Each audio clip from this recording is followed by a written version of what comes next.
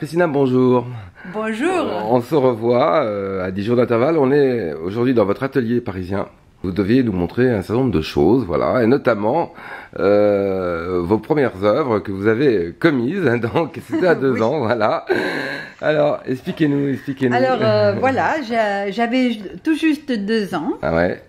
Et C'est pas vous à 2 ans là, si? Si. Et Ah, ce d'accord. petit livre qui est traduit en anglais et en français d'un écrivain mexicain Ouais. a été fait sur les dessins d'une petite fille. Pas D'accord. personnalisé du tout, donc c'était beaucoup mieux de faire ce que j'avais sans être personnifié. Donc c'était pas Cristina Rubalcaba, c'était une petite fille de 2 ans. Alors, les adieux, Les adieux, faisant des emplettes, faisant les emplettes, oui.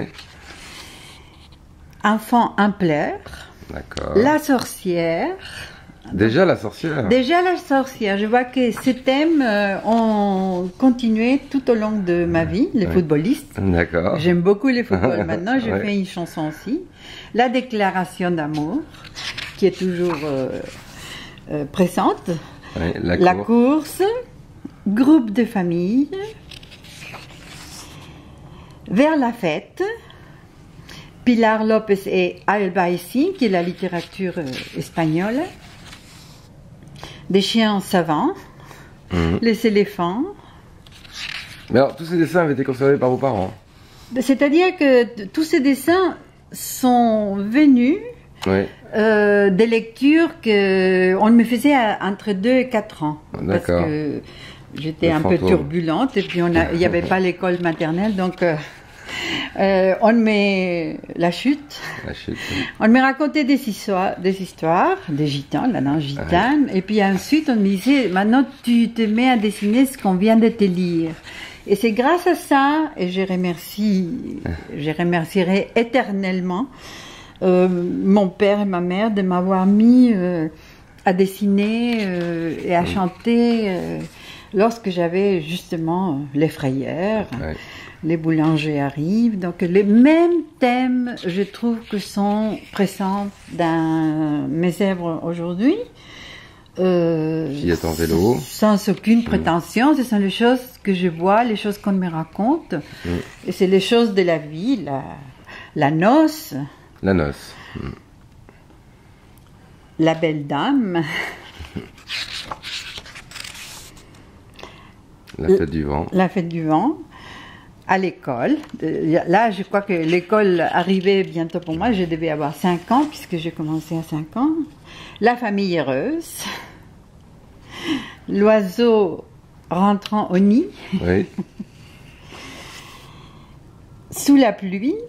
Les revenants. J'aime beaucoup ces dessins. Je me suis dit, j'ai dessiné à 2 ans des choses très picassiennes. Donc, vous voyez qu'il n'y a pas d'influence de Picasso à l'époque. Mais quand même, je crois que il y avait une idée déjà des choses. Hein. La promenade, Oui. les spectres. Oui. Mais alors, qu'est-ce qui vous inspirait quand même? Vous avez des souvenirs de cette époque-là? Non. Si, j'ai même tous les dessins, on les a gardés, comme on garde tous les dessins d'enfants. Et je les regarde souvent.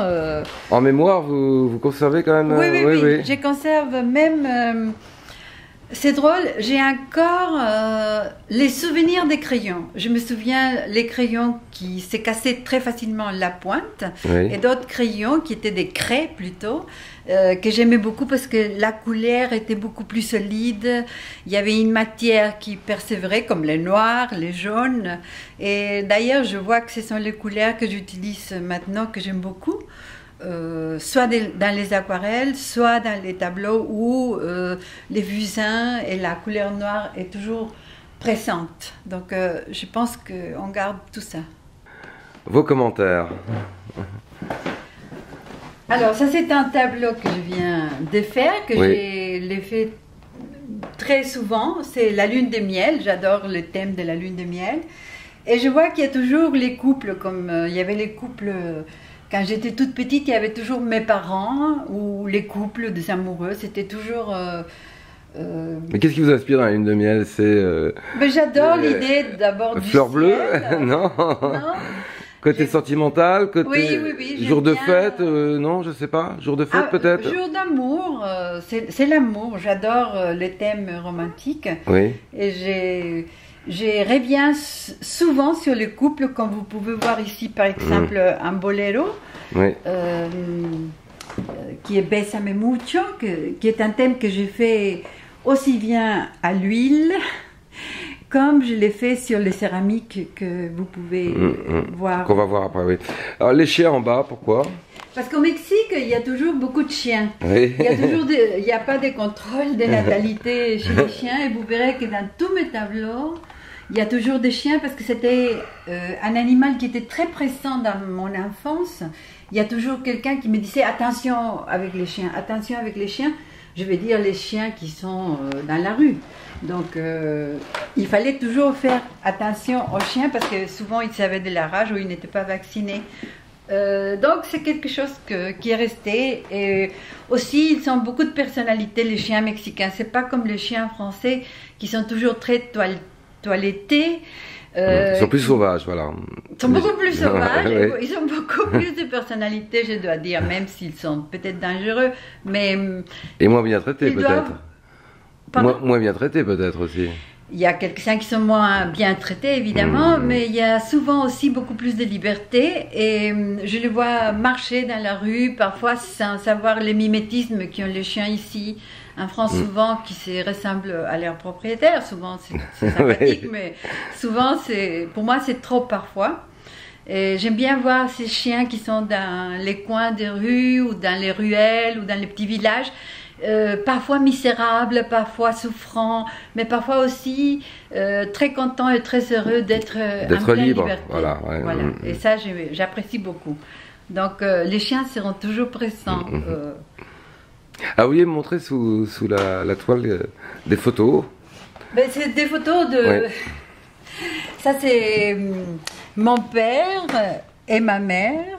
Ah, vous parlez Et très souvent de votre père. Hein. Oui, parce que mon Ouais. père, qui était photographe et poète, nous a beaucoup influencés pour prendre ces chemins du dessin, de la littérature. D'ailleurs, j'ai une fille qui est traductrice. Donc, on a suivi ce dont on nous a élevés, c'est clair. Et alors, ce qui est très drôle dans ma famille, c'est que du côté de mon grand-père, on a reçu, mon arrière-grand-mère, la croix d'honneur de Maximiliano quand il est allé au Mexique, et il s'est fait tuer malheureusement, mais mon arrière-grand-mère lui a donné asile pendant quelques temps dans une hacienda. Et à la génération suivante, mon grand-père a fait la bataille de Puebla contre les Français, et ils ont gagné. Donc, une génération, tout a basculé. Les changements de parti, les insurgentes contre les fédéraux. Et voilà, j'ai cette histoire dans la famille qui est intéressante. Et je viens d'hériter en plus 2 pièces de Pancho Villa, qui a laissé un oncle dans l'état de Toluca. Donc une Colt 45 et un Winchester que Pancho Villa a laissé. Ça m'a fait tellement une impression forte que dès là, je suis partie pour faire la fresque de la Révolution, pour le bicentenaire, et les centenaires de la Révolution et les bicentenaires de l'indépendance. Et là, je viens de terminer ce tableau que je vais vous montrer, qui est Pancho Villa et Adelita, justement, et qui part au Mexique. Alors, vous pouvez nous la commenter, cette toile? Alors, cette toile est censée être Pancho Villa, toujours... Il n'y a pas de chien, là, hein? Non, il n'y a pas de chien. Non. Je crois qu'il était à côté. Oui. Mais il y a toujours la Vierge de Guadalupe, Oui. à droite, qui est la patronne de tous les Mexicains,